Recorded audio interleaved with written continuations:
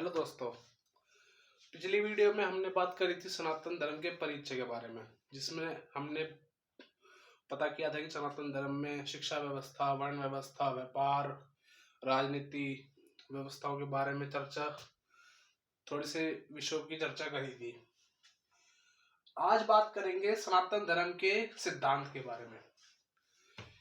ये सनातन धर्म के सबसे मूल सिद्धांत होने वाले हैं। आप कभी भी देखोगे लाइफ में कि सनातन धर्म के बारे में जो भी भ्रांतियां फैल रही हैं, आप इन सिद्धांतों को देखकर समझ सकेंगे कि क्या वो सही है या गलत है।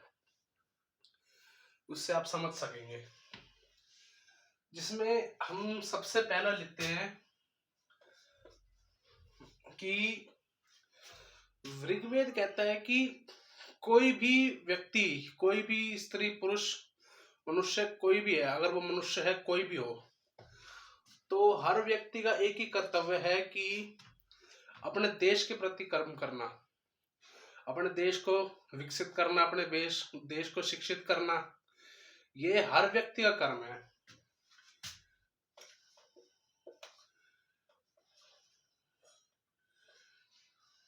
शिक्षा ही लिखते हैं, शिक्षित नहीं। देश में शिक्षा देना और देश के लिए कर्म करना, जैसे देश का विकास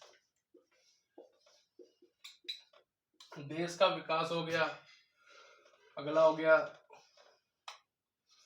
सुरक्षा,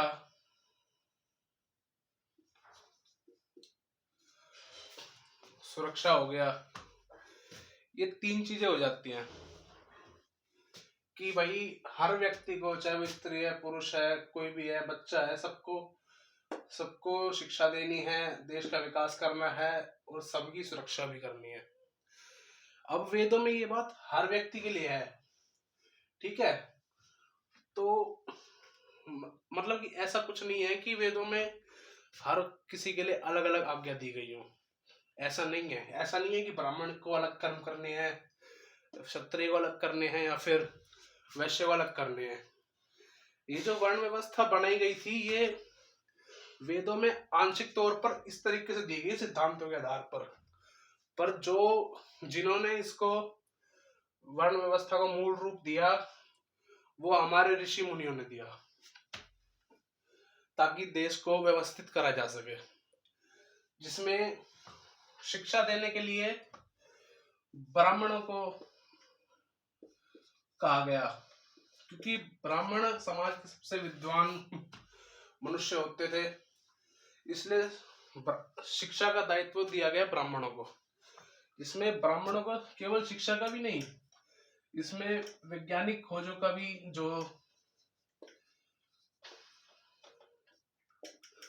जो वैज्ञानिक खोजें वगैरह भी होती थी सनातन में पहले, आज से हजारों साल पहले जो भी होती थी, महाभारत के टाइम पे, रामायण के टाइम पे, तो वैज्ञानिक तरक्की भी करना देश के लिए, वो भी ब्राह्मणों का ही काम हुआ करता था। इसको बाद में ऋषि मुनियों द्वारा एक ग्रुप बनाया गया था। समझिए, वर्ण व्यवस्था कोई ऐसा नहीं है कि वेदों में आप ढूंढोगे तो वर्ण व्यवस्था मिल जाएगा। ये ऋषि मुनियों ने अपनी सोच समझ से बनाया गया था।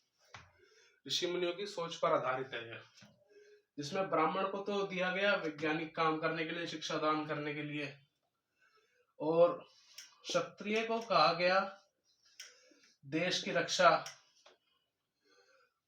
रक्षा करने के लिए, देश सुरक्षा है, और भी कई सारी चीजें होती है देश में हर प्रकार की व्यवस्था बनाने के लिए। क्षत्रियों को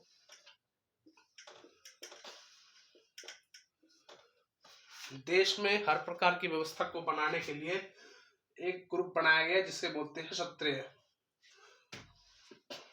फिर उसके बाद आ जाता है वैश्य।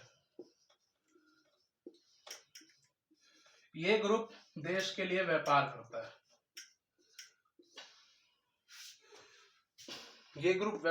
है। ये अन्य देशों से धन कमा कर लेकर आता है, फिर ये क्षत्रिय को देते हैं, फिर क्षत्रिय तरह तरह के उस धन का उपयोग करके, अब धन का मतलब यही नहीं है कि पैसा हो, धन का मतलब हर तरह की धातु से है। सोना है, लोहा है, चांदी है, और भी तरह तरह की धातु है, वो सभी धन की श्रेणी में आते हैं। तो वैश्य धन कमा कर लेके आ रहा है और ये दे किसको रहा है? क्षत्रिय को, क्योंकि क्षत्रिय राजा हुआ करते थे।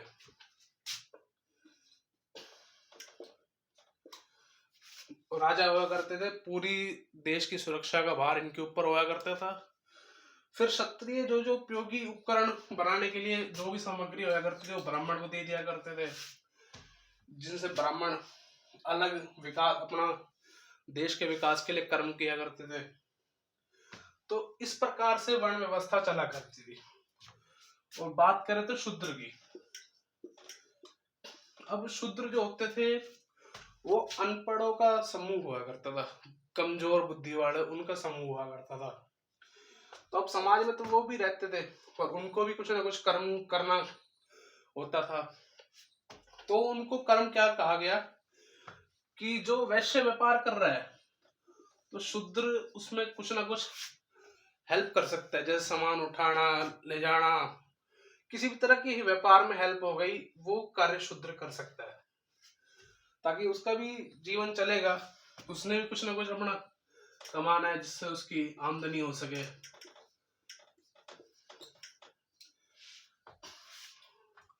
तो इस प्रकार से वर्ण व्यवस्था चलती थी। इसको कहें तो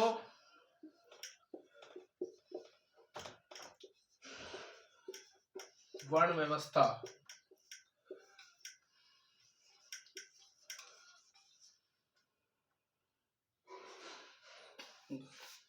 हाथ थोड़ा ही चल रहा है।